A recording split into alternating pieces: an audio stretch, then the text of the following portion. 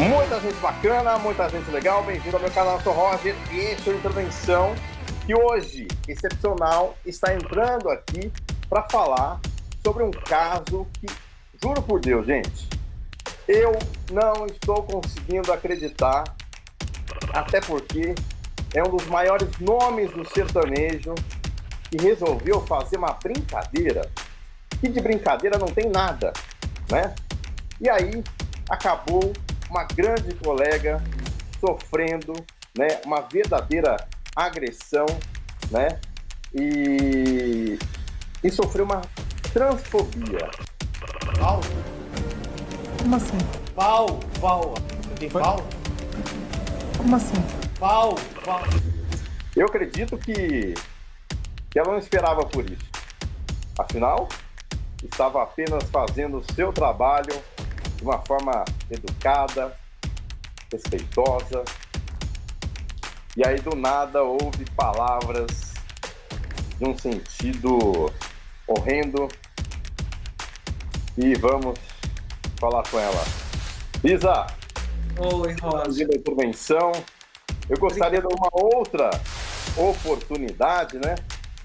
Mas, infelizmente, temos que falar sobre esse caso, né? Roger, em primeiro lugar, obrigada. Assim, eu não, de verdade, eu não falei com ninguém ainda sobre isso. Quando você me procurou, eu fiquei, assim, muito pensativa, mas eu não podia deixar de falar com você porque eu gosto muito de você, a gente já tem um respeito muito grande, um carinho muito grande um pelo outro. Então, muito obrigada mesmo, de verdade, por ter essa oportunidade de falar, tá? Porque eu acho que as pessoas precisam me ouvir também. Verdade. E pelo que eu entendi, isso aconteceu nessa sexta-feira, dia 12, né? Durante um evento lá no Villa Country, né? Momentos antes do início da entrevista com o Bruno, da dupla Bruno e Marrone.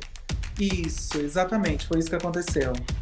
Eu fui gravar porque tava tendo um evento de 21 anos, né, do Villa Country, acho que é 21 mesmo. Era uma das atrações desse evento. Eu cheguei por volta das 10 horas da noite, quando foi acho que 1h, 1h30 da manhã que eu fui atendida, né? A nossa equipe foi atendida. E aí, antes de começar a entrevista, antes de fazer a primeira pergunta, né, eu fui questionada pelo Bruno, né, com essa infeliz pergunta.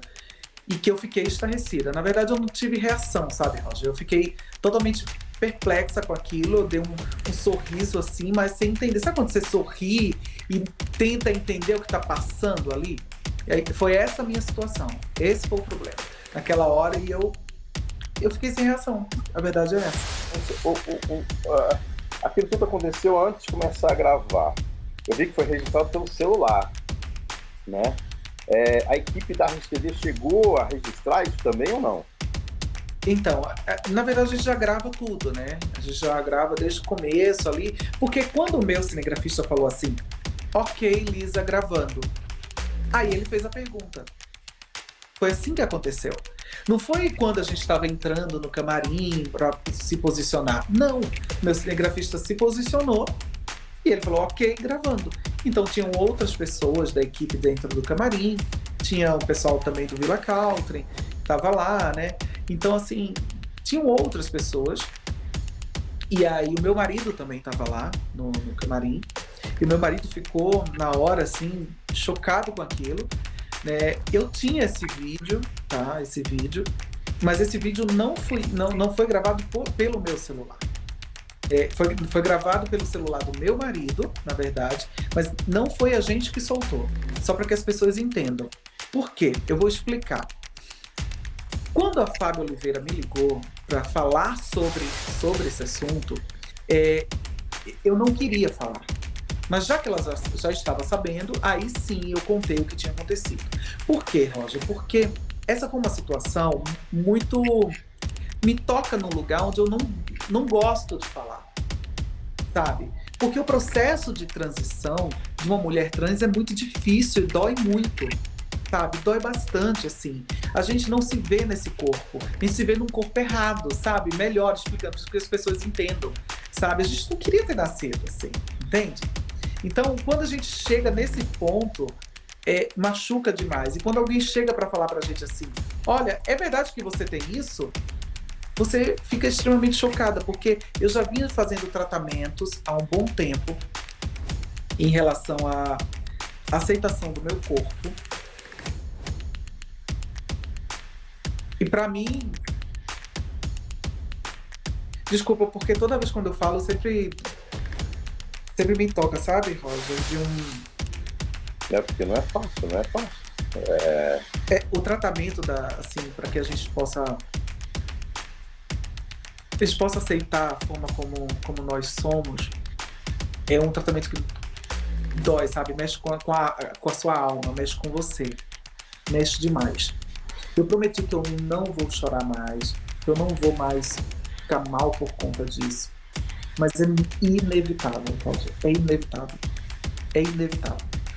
porque o Bruno tocou num ponto que é onde me machuca, onde me fere. Ele me fez muito mal naquele momento. E eu saí de lá, que eu não queria nem ficar mais lá naquele lugar, eu queria ir embora dali, porque ele me fez muito mal.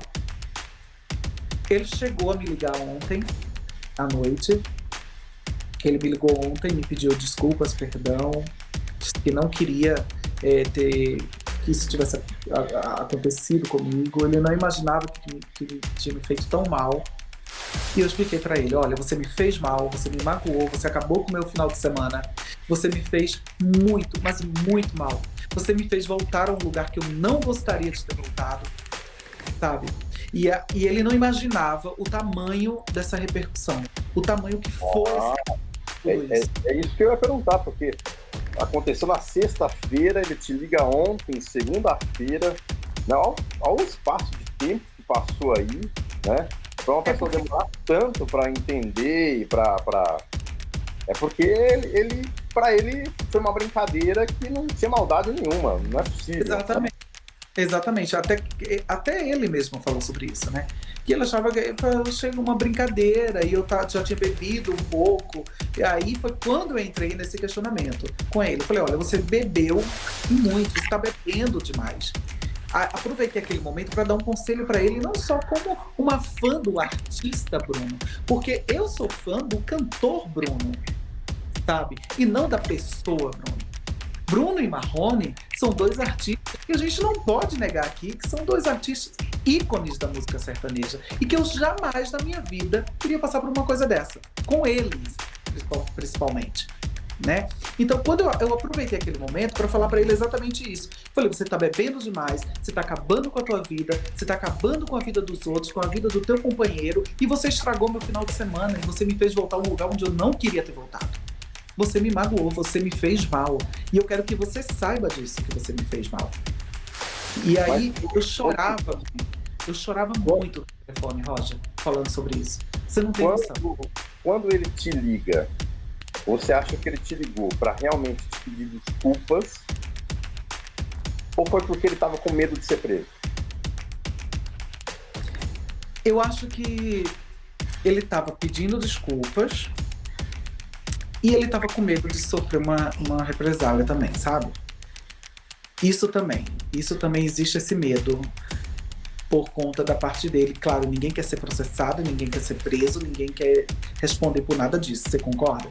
Então, eu acho que existe uma pontinha de medo ali também dele, sabe? Em relação a isso, porque hoje em dia, gente, transfobia, homofobia é crime. As pessoas precisam entender que transfobia não é opinião, é crime. E o criminoso precisa pagar por isso, sabe? Então, assim, não cometam esse tipo de crime, porque vocês vão responder por isso. E eu acho que existe, sim, uma pontinha de medo dele aí. E agora, Lisa, depois dessa conversa, eu tenho certeza que não foi uma conversa fácil, para ambas as partes, né? Eu acho que o Bruno aprendeu uma lição importantíssima, né? E a lição do respeito ao próximo, né? Não importa o que seja, o respeito ao próximo é algo que tem que valer para todos, né? Você acha que ele aprendeu com isso? Você ainda vai processar o Bruno ou não? A gente está estudando junto com os meus advogados e a gente está estudando essa possibilidade sim de abrir o processo contra ele, tá? Não tá livre disso não, sendo que a gente está estudando essa possibilidade. Porque se for para responder, que responda direito, né? Bem direitinho. Porque eu acho que ele precisa dar a gente precisa dar esse exemplo. Eu acho que a comunidade LGBTQIA+, precisa de uma resposta. Eu hoje sou representatividade para uma classe que, infelizmente, é muito excluída, mas que hoje elas têm voz. Eu estou na televisão justamente para isso, né? Para pedir respeito para as pessoas. Principalmente para quem acha que a gente não merece esse respeito, que nós somos taxados só como oba-oba, como os engraçadinhos, LGBTQIA+, estou falando, tá? Como os engraçadinhos, como um amigo engraçado. Você tem que escolher na sua vida o que você quer. Se você quer um amigo engraçado, se você quer ter um amigo legal, bacana, do teu lado, né? Eu acho que é muito mais legal a gente entender, né, que o respeito ele tem que existir independentemente de gênero ou orientação sexual. Entrevista sobre que não vai ser exibida no TV Fama. Esse foi um pedido seu? Foi. Por quê? Eu conversei com a Rede TV e pedi para a Rede TV não colocar essa matéria no ar, porque chega, né, Roger? Já me fez muito mal, né? Me fez muito mal e eu não queria que fosse exibida, não. E eles respeitaram minha opinião. Eles disseram: Lisa, a gente está com você, a gente vai te abraçar, a gente vai te acolher, sinta-se acolhida e respeitada por todos nós. Em respeito a você, essa matéria não vai ao ar. Lisa, e você está conseguindo trabalhar, viver, porque, como você disse, você está vivendo à base de calmante e não está sendo fácil, né? Porque vem aí, né, toda a memória afetiva de voltar a um passado que foi complicado, toda uma aceitação, né, todas as dificuldades, entender, né, tudo isso. Como está sendo para você? Eu vou te falar uma coisa. Na sexta-feira à noite, quando eu cheguei na minha casa, eu nem falei sobre isso com ninguém. Na sexta-feira à noite, quando eu cheguei na minha casa, eu já saí do Villa Country muito mal, né? Saí muito triste com meu marido.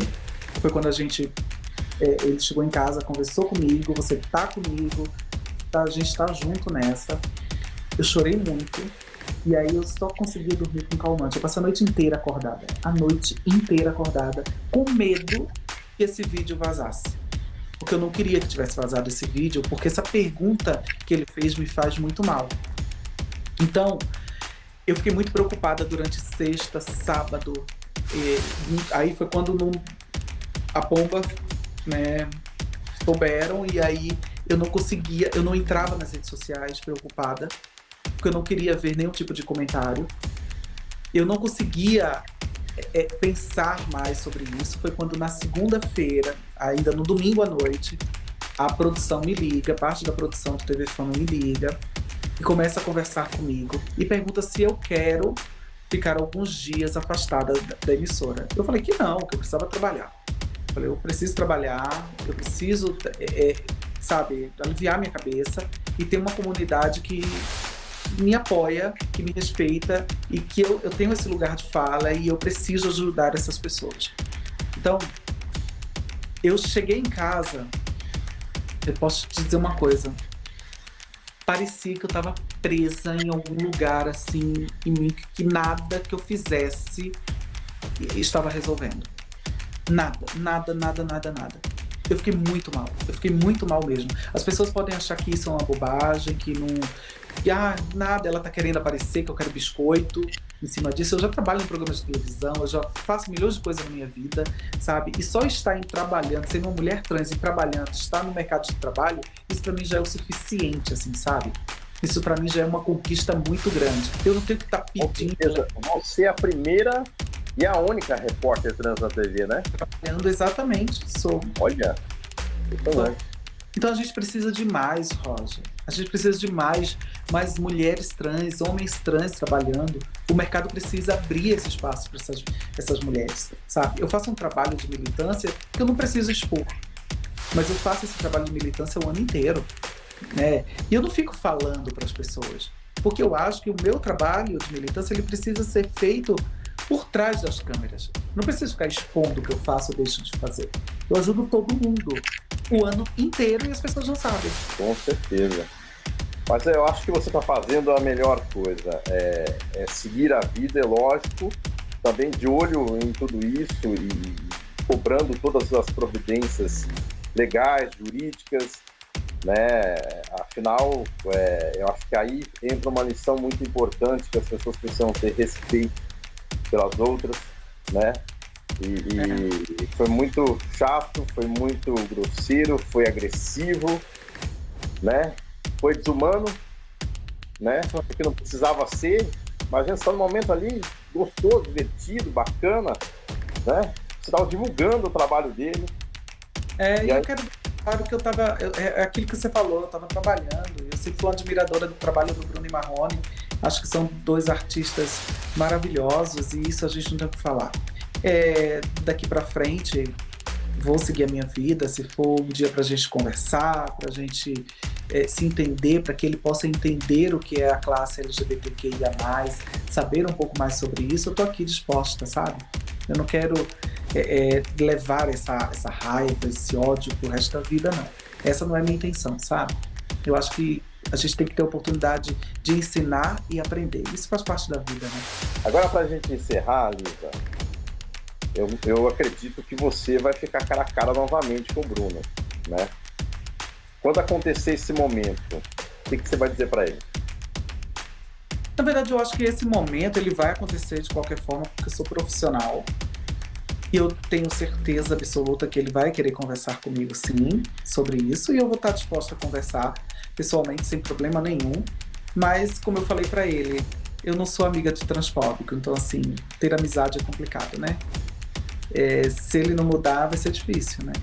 É difícil. Então, se ele mudar, ok, tá tudo certo, vida que segue, cada um pro seu lado. Mas eu represento uma comunidade, sabe? Que não leva mais desaforo para casa e que não quer ser deboche de ninguém, sabe? Chacota de ninguém. Isso eu não vou permitir e acho que a comunidade está comigo e sabe disso também. Então, eu não quero ser chacota de ninguém. Eu estou disposta a ensiná-lo, estou disposta a mostrar as dificuldades, o quanto as transexuais morrem nesse país. São milhares de transexuais que morrem, né?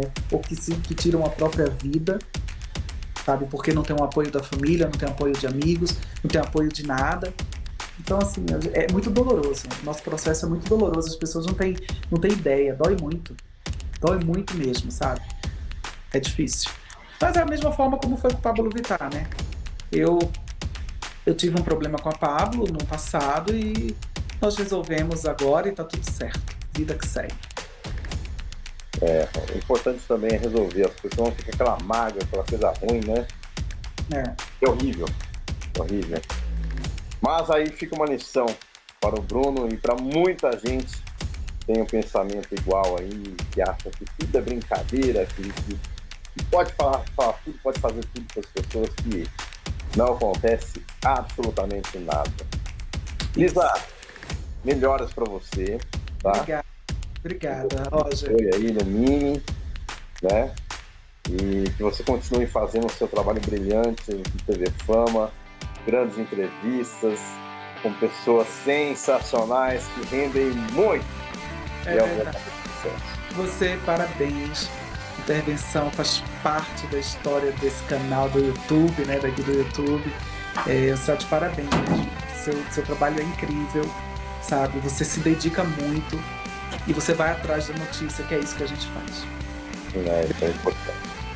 Gente, este foi mais uma intervenção que volta mês que vem pelo YouTube e também pelo portal Na Telinha. Não deixe de se inscrever no nosso canal, dá aquele like que ajuda muito. Até a próxima intervenção. Tchau.